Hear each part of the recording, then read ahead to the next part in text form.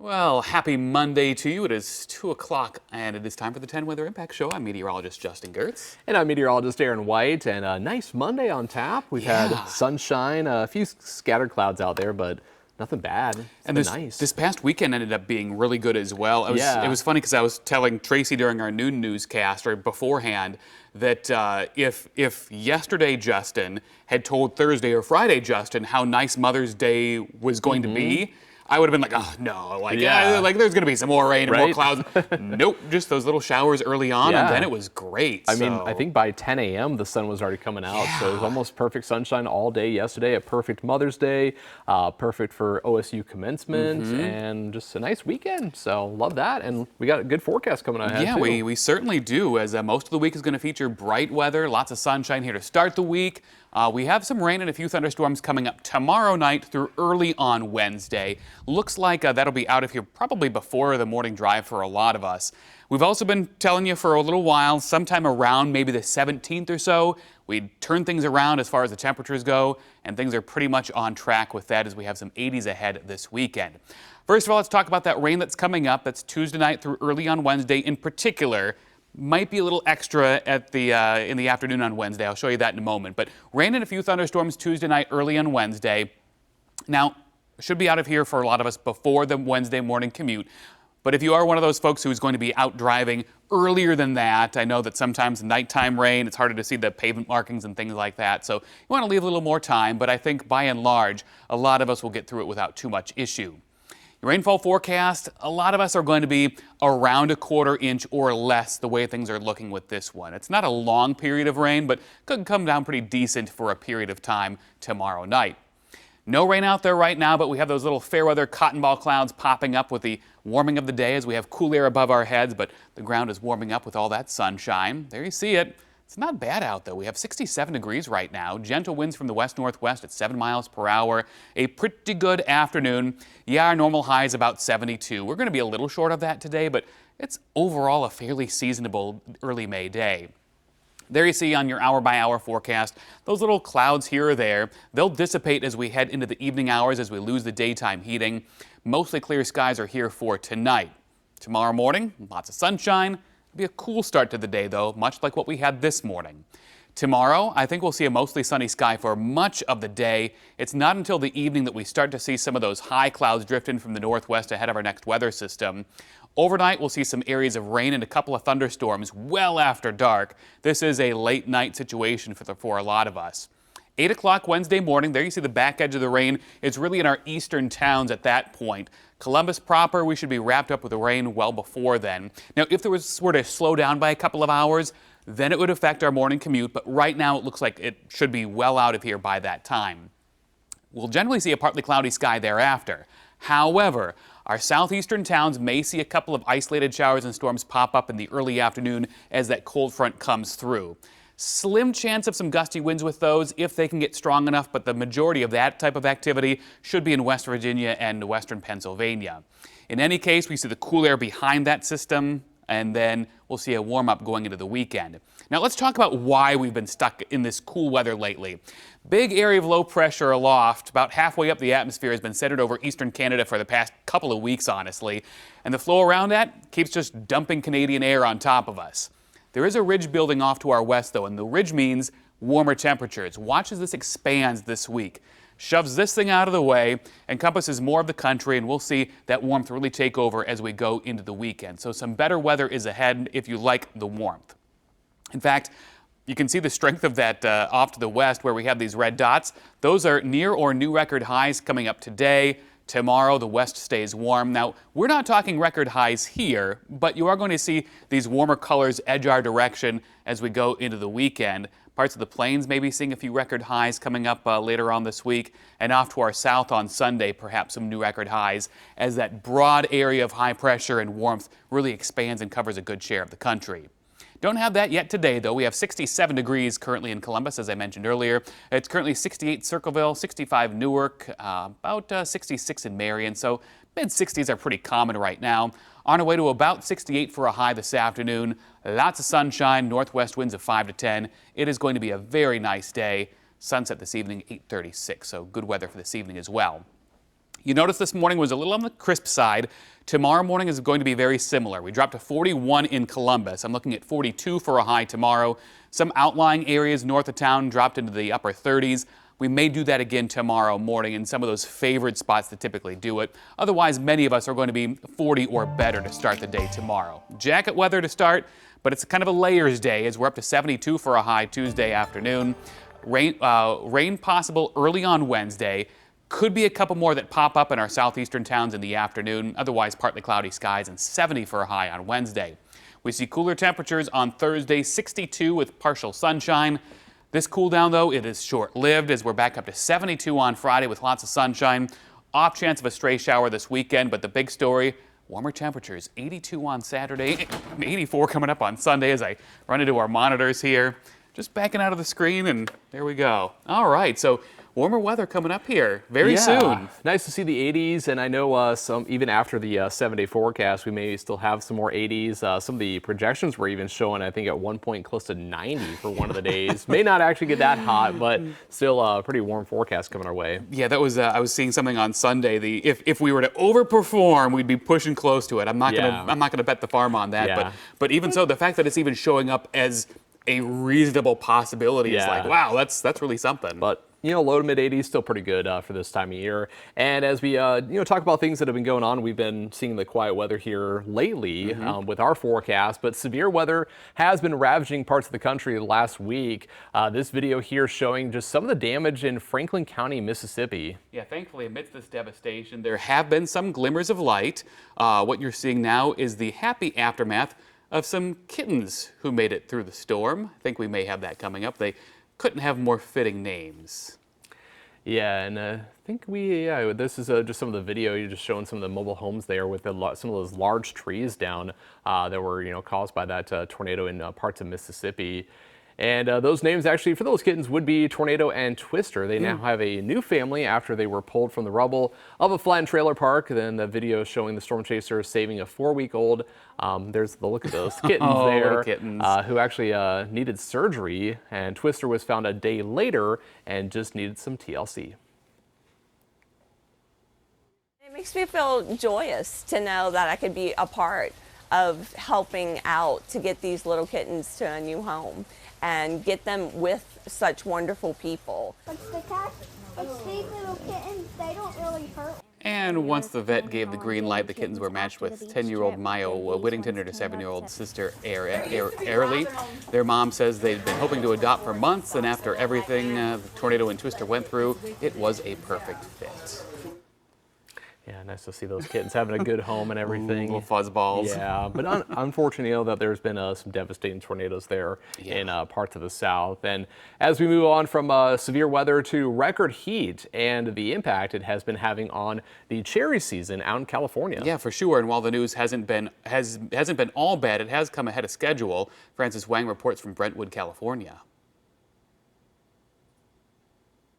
If you start pulling these layers back, and then you can see some fruit in here down this branch here. At the cherry pit in Brentwood, California, growing cherries is truly a family affair. The nutrients kind of continue to feed the cherry as opposed to leaving the stem behind. Yeah, in the water. Run by husband and wife Laura and Dustin Diorio, their family orchards date back to the 1800s with several relatives running neighboring farms. We have our coral varieties over here and our Santina right here. Cherry growing is a tedious task, and this year weather has been a part of the story. March's record heat hit later blooming varieties hard. So when it gets too hot, you actually see some of the blooms start to fail or burn up, you might say, dry out. Luckily, many of the popular varieties were already forming fruit when the heat wave hit. So growers say some of the best cherries have come early this year. In March, when that heat wave happened, a lot of our later varieties were in bloom. Thankfully, the corals and our early ones the cherries were starting to form, so they weren't as in danger. Can I try one? Can confirm they taste great too, but picking them with the stem on is a challenge. The Cherry Pit opened one location last weekend and is welcoming pickers to their second orchard starting this weekend. Thank you. Families are already taking advantage. We're ahead by about 10 days or so, and So this is a really, I would describe it as like the peak time for our best cherry. Just remember, this year's heat pushed the season forward, great for early pickers. But it also means some later fruit won't be there. The early bird really does get the worm, or in this case, the cherry.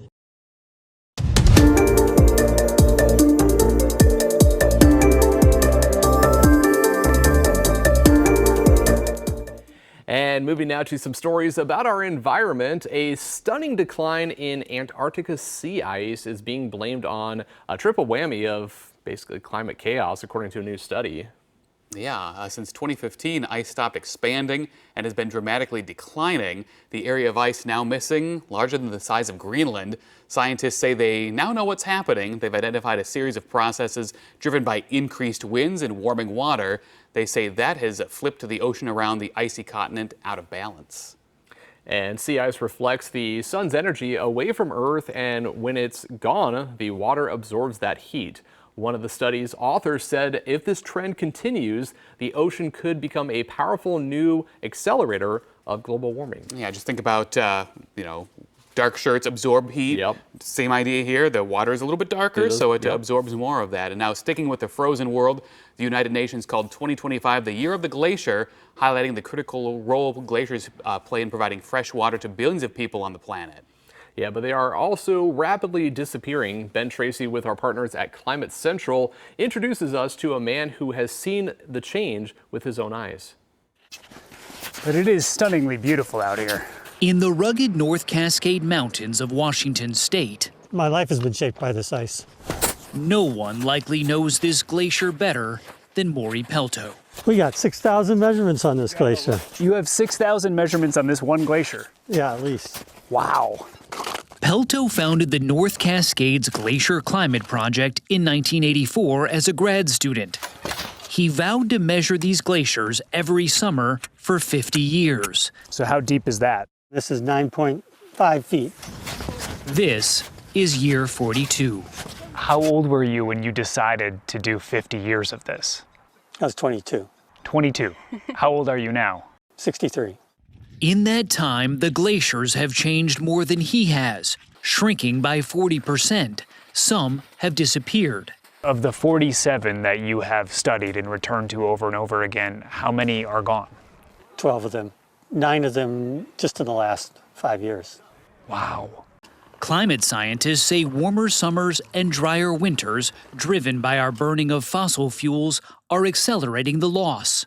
7 of the 10 worst years for glacier melt worldwide have happened since 2010, according to Climate Central. Or just ask Maury Pelto where the ice used to be. A decade ago, this glacier would have been 50 feet above your head? Yeah. That much has been lost. Yes. Glaciers are Earth's water towers, storing 70% of the fresh water supply. Vital for drinking, farming, and the health of many ecosystems. As they melt, sea levels are rising and coastal flooding is getting worse. That is spectacular scenery up there. You know, it's the highest mountain in the North Cascades. On his annual treks to Mount Baker, it feels like home. Pelto has hiked nearly 6,000 miles and slept 800 nights in a tent. 2 feet. 2 feet. Jill Pelto has spent 17 summers by her dad's side. But she doesn't just collect data. As the project's art director, she paints it. So these measurements that you and your dad are taking out here, eventually some of those data points will go into your art. Yes, exactly. Data is a story about something in the real world, and that story has meaning and emotion, and that's what I'm trying to bring into my art. Her watercolor paintings are more than just beautiful landscapes. They reveal the science. Look closely and you see a bar graph of glacier decline in the North Cascades. One piece showing temperature rise and ice loss made the cover of Time magazine. The average person is not going to read a scientific report. No. But they will see a painting. Yes. And it does impact you in a different way. Yes, definitely.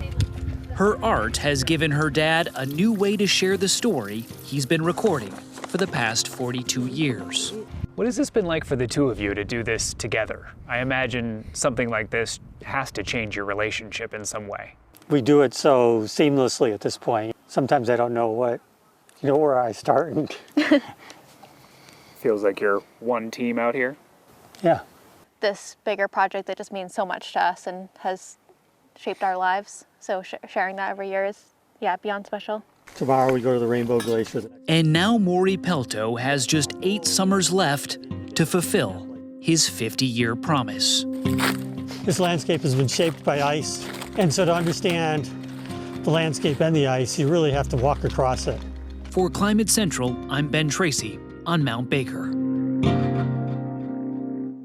One more nature story here this afternoon. Scientists this week have been stunned by a sea creature washing up along the west coast, hundreds of thousands of them.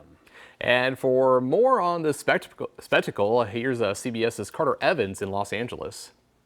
They've blown ashore by the millions. Awe-inspiring and more than a little freaky. They're called Velella, but the common name is by-the-wind sailor. These squishy-looking creatures are blanketing beaches throughout California, looking like tiny jellyfish with sails, but without the nasty sting. When they first wash ashore, they're a vibrant blue color, and each one's got this tiny little sail here, so they go wherever the wind blows. While they're a regular springtime phenomenon here, when the waters are warm like this year, when an El Nino might emerge, the species doesn't just thrive, it explodes. What exactly is their purpose in the whole chain of life here?